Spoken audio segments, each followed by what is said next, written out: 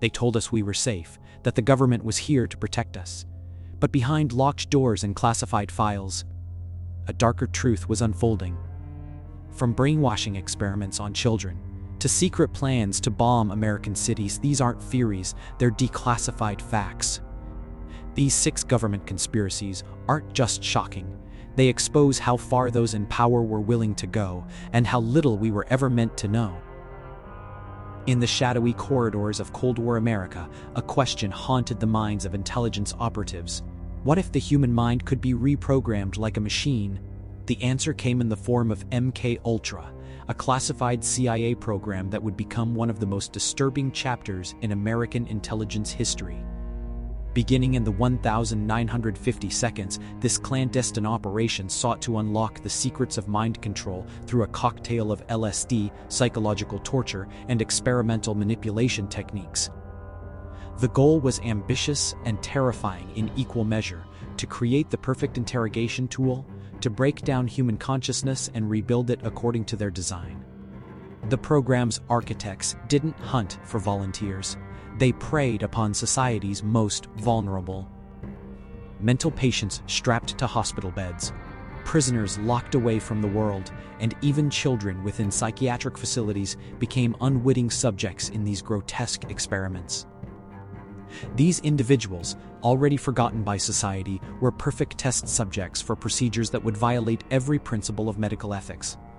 They couldn't consent, couldn't escape, and most importantly, couldn't tell anyone what was being done to them. What made MK-Ultra particularly insidious was its veneer of respectability. Prestigious universities and renowned hospitals across the country became complicit in these illegal experiments, their reputations providing the perfect cover for unthinkable acts. Doctors who had taken oaths to do no harm administered drugs without consent, subjected patients to sensory deprivation, and pushed human minds to their breaking points, all in the name of national security. The institutional betrayal ran deep, transforming places of healing into laboratories of horror. The program's dark nature became tragically clear through the mysterious death of Dr. Frank Olson in 1953. The CIA biochemist, who had been secretly dosed with LSD during a retreat, plunged to his death from a Manhattan hotel window just days later. Officials claimed it was suicide, but Olson's family suspected something far more sinister. Decades later, evidence would emerge suggesting that Olson had been murdered silenced because he had grown uncomfortable with the program's biological warfare applications and posed a threat to its secrecy. In 1973, as investigations began closing in, CIA Director Richard Helms ordered the destruction of virtually all MK-Ultra documents. Boxes upon boxes of evidence were fed into shredders and incinerators, erasing the detailed records of countless experiments and victims. What survived was largely accidental, a few thousand documents misfiled in a financial records building. These fragments paint a picture of a program far more extensive and disturbing than officials ever admitted, involving at least 80 institutions and affecting thousands of unknowing subjects. The flames that consumed those documents in 1973 may have destroyed the evidence, but they couldn't erase the questions that linger to this day. How many victims will never know what was done to them? What other programs remain hidden in classified files? And perhaps most unsettling of all, if they were willing to go this far then, what boundaries exist now? In the sterile corridors of the Pentagon, military leaders once drafted a plan so audacious, so morally unthinkable, that it would have shattered the very foundations of American democracy. The year was 1962, and the Cold War's icy grip had tightened around the world. In the shadow of the Bay of Pigs disaster, Cuba remained a festering wound in America's side, a communist stronghold just 90 miles from Florida's shores. It was in this climate of paranoia and desperation that the Joint Chiefs of Staff conceived something extraordinary in its darkness, a systematic plan to deceive the American people through orchestrated terror. The document bore an innocuous name, Operation Northwoods. But beneath its bureaucratic veneer lay proposals that read like a terrorist's manifesto. The military's highest-ranking officials meticulously outlined scenarios to stage false flag attacks on American soil, bombing U.S. cities, sinking ships filled with innocent passengers, hijacking commercial aircraft. Each atrocity would be carefully choreographed to appear as Cuban aggression, providing the perfect pretext for a full-scale invasion that would finally rid America of Castro's regime. The plan climbed the chain of command with methodical precision until it reached the most powerful desk in the world. President John F. Kennedy reviewed the proposals with what one can only imagine was growing horror. His rejection was swift and unequivocal, creating a chasm of mistrust between the young president and his military advisors. The tension that followed would cast a long shadow over Kennedy's relationship with the Pentagon, a relationship that would never fully recover. For 35 years, Operation Northwoods remained buried in classified archives, its existence known only to a select few. When the documents finally emerged in the 1,990 seconds through the Assassination Records Review Board, they sent shockwaves through a nation unprepared for such revelations. The American public discovered that their own government had once seriously considered murdering its citizens to achieve geopolitical objectives. Operation Northwoods stands as a chilling testament to how far those in power were willing to go during the Cold War's darkest hours. It reveals the thin line that separated democratic ideals from authoritarian methods and how easily that line might have been crossed. The plan may have been rejected, but its very existence raises a question that continues to haunt the corridors of power to this day. If such unthinkable schemes could be conceived and officially proposed once, what other operations might still be waiting in the shadows, sealed away from public view, biding their time until the next crisis demands extreme measures? In the rural fields of Alabama, where cotton once ruled and poverty ran deep, hundreds of men believed they had finally found salvation in the form of free medical care. They had no idea they were walking into one of the most horrific medical experiments in American history. The year was 1932 when representatives from the U.S. Public Health Service arrived in Macon County, speaking of a special program for poor African American sharecroppers. They promised treatment for what they called bad blood, a vague term that encompassed various ailments in the local vernacular. What these men didn't know was that they had syphilis, and the government doctors had no intention of curing them. Instead, they would become unwitting subjects in a study designed to document the untreated progression of the disease until death. For decades, the researchers maintained their charade with chilling precision. They provided aspirin and iron supplements, calling them treatments, while carefully documenting each stage of the disease's devastating march through their subjects' bodies. The men received hot meals and small payments for their participation, never suspecting that their trust was being weaponized against them. Even more disturbing, the study continued recruiting new participants, ensuring a steady supply of human test subjects for their macabre research. Then Team 1943, and with it, a discovery that should have ended the nightmare immediately. Penicillin had been proven as an effective cure for syphilis, yet the study didn't stop. Instead, researchers went to extraordinary lengths to prevent their subjects from receiving treatment elsewhere. They contacted local doctors, convincing them not to treat the men, and even intercepted participants who tried to enlist in World War II, where they might have received medical care. The cure existed, but the study's architects chose to let the suffering continue. The true horror extended far beyond the original subjects. Wives contracted the disease from their husbands, developing the same devastating symptoms while researchers watched and documented. Children were born with congenital syphilis, a completely preventable tragedy that condemned innocent lives to suffering and early death. The study had become a generational curse, spreading its poison through entire families, while those who could stop it simply observed and took notes. The curtain finally fell in 1972, when Peter Buxton, an investigator with the Public Health Service, could no longer remain silent. His conscience had been haunted by the study's existence for years, and when internal efforts to end it failed, he took his story to the press. The revelation sparked national outrage and led to congressional hearings that would forever change medical ethics. But the damage was done, not just to the hundreds of men who died unnecessarily, but to the very foundation of trust between minority communities and the healthcare system. Today, the Tuskegee study stands as a stark reminder of how easily the promise of healing can become a weapon of harm.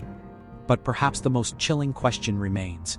In a world where medical research continues behind closed doors, how can we be certain that the lessons of Tuskegee have truly been learned? In the darkest corners of American history, a question lingers. What happens when the very institutions meant to protect democracy turn their weapons inward against their own citizens? For 15 years, from 1956 to 1971, the Federal Bureau of Investigation conducted one of the most extensive domestic surveillance operations in American history. Codenamed COINTELPRO, short for Counterintelligence Program, the shadowy initiative wasn't designed to catch foreign spies or international terrorists. Instead, it targeted something far more unsettling: American citizens whose only crime was disagreeing with their government. The program's reach was staggering in its scope and chilling in its precision. Dr. Martin Luther King Jr., the nation's most prominent civil rights leader, found himself under relentless surveillance. His phones tapped, his movements tracked, his personal life scrutinized for any detail that could destroy his reputation. Anti-war protesters discovered their meetings infiltrated by agents provocateurs. Their peaceful demonstrations deliberately escalated into violence. Members of the Black Panther Party faced harassment campaigns so systematic that the organization would eventually collapse under the weight of paranoia and internal conflict, much of it manufactured by the FBI itself. The methods employed were as disturbing as they were effective. Agents forged documents to create mistrust between allied groups, spreading disinformation designed to turn friends into enemies.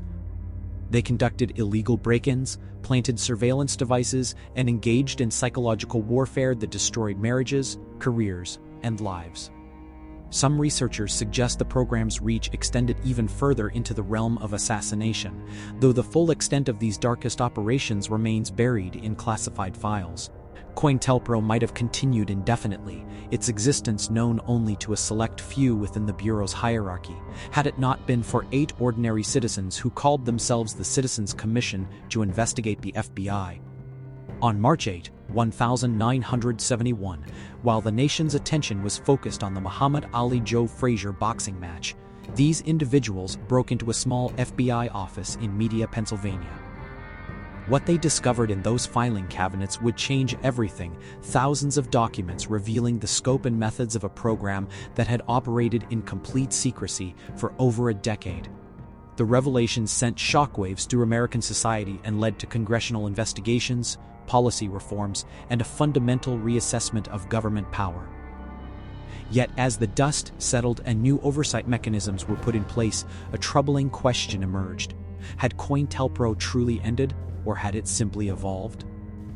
In an age of digital surveillance and national security concerns, when the tools for monitoring citizens have become more sophisticated than J. Edgar Hoover could have ever imagined, one wonders what operations might be unfolding today, their code names and methods still waiting to be discovered by the next generation of truth seekers. After all, the most effective surveillance programs are the ones we never know exist until someone, somewhere, decides to turn on the lights. In the shadowy corridors of 1982nd, Washington, a conspiracy unfolded that would blur the lines between patriotism and betrayal, between democracy and something far more sinister. The Reagan administration found itself trapped in a web of its own making. With Congress firmly blocking aid to the Contra rebels fighting Nicaragua's Sandinista government, officials deep within the intelligence community devised an audacious workaround. They would secretly sell weapons to Iran, America's sworn enemy, and funnel the profits to fund their proxy war in Central America. What began as a covert operation to free American hostages became something far more elaborate and dangerous. As this shadow network expanded, disturbing patterns emerged in America's inner cities. The crack cocaine epidemic that devastated urban communities in the 1982nd wasn't merely a social tragedy, it was allegedly intertwined with CIA operations. Investigators would later uncover evidence suggesting that drug money flowing through Central America helped finance the very wars the agency was fighting, creating a horrific cycle where American communities paid the price for foreign policy conducted in darkness. At the center of this labyrinth stood figures like Lieutenant Colonel Oliver North, a Marine officer who had constructed what investigators would later describe as a shadow government. Operating from the basement of the White House, North and his associates created an entire parallel structure of power that answered to no Congress, no oversight, and perhaps no law. When the scandal finally broke, North would famously declare he was following orders, but orders from whom, and how high did this conspiracy reach? As journalists and investigators began piecing together the truth, a disturbing pattern emerged. Key witnesses began disappearing. Whistleblowers died under mysterious circumstances. Reporters who got too close to the story found their careers destroyed or their lives threatened. The very people who could have exposed the full scope of the operation seemed to vanish into the same shadows that had birthed the conspiracy itself. When congressional hearings finally brought Iran-Contra into the light, the American public witnessed something unprecedented. High-ranking officials admitting to operating a government within the government. Yet for all the testimony, all the documents, and all the investigations, the deepest questions remained unanswered. How many operations like this existed? Who really gave the orders? And perhaps most chilling of all, how many shadow networks still operate today, hidden from public view, conducting America's business in the dark spaces between law and power? The Iran-Contra affair officially ended with pardons and plea deals, but the architecture of secrecy it revealed was never truly dismantled. In the depths of the intelligence community, one has to wonder, what other operations are unfolding right now, in rooms we'll never see, by people whose names we'll never know? In the shadow of America's greatest scientific triumph lay a darker legacy, one where the very citizens the atomic bomb was meant to protect became unwitting test subjects in a web of classified experiments that would span decades. While the world celebrated the end of World War II and the dawn of the atomic age, scientists working within the Manhattan Project faced an urgent question. What did radiation actually do to the human body? The urgency of the Cold War demanded answers, and the government was prepared to find them by any means necessary. What followed was a systematic program of human experimentation that would expose thousands of Americans to dangerous levels of radiation, all conducted in complete secrecy. In hospitals across the country, patients seeking treatment for various ailments found themselves at the center of something far more sinister than they could have imagined. Doctors, working under government contracts, began injecting unsuspecting patients with plutonium, uranium, and other radioactive materials. These weren't accidental exposures. They were deliberate, calculated experiments designed to study how radiation moved through human tissue, how quickly it was absorbed, and what damage it left in its wake. The selection of test subjects revealed a disturbing pattern. Pregnant women were fed radioactive iron to trace how it passed to their unborn children. Children at state institutions were given radioactive calcium in their breakfast cereal. Minority communities, already marginalized and with limited access to healthcare, found themselves disproportionately targeted. The vulnerable became the expendable, chosen precisely because they were least likely to question their treatment or be believed if they did. For decades, families mourned loved ones who had died from mysterious illnesses, never knowing that their suffering had been deliberately inflicted. The government's cover-up was meticulous. Medical records were classified, research was compartmentalized, and survivors were left to piece together fragments of a truth that seemed too horrific to believe. Even when patients or their families asked direct questions about their treatment, they were met with silence or outright deception. It wasn't until the 1990 seconds that the full scope of these experiments began to emerge, forced into the light by investigative journalists and congressional inquiries. The revelations painted a picture of systematic abuse that had continued well into the 1970 seconds, long after the Manhattan Project had officially ended.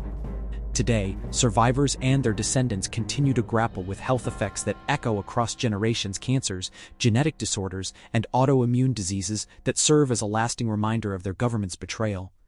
The files declassified so far represent only a fraction of what was done in the name of national security. One can't help but wonder, in a nation built on the promise of life, liberty, and the pursuit of happiness, how many other secrets remain buried in the vaults of our most trusted institutions? Thank you for watching until the end of the video. If you found this video interesting, let us know your thoughts in the comments below. Don't forget to subscribe to the channel and turn on notifications so you won't miss any of our upcoming videos.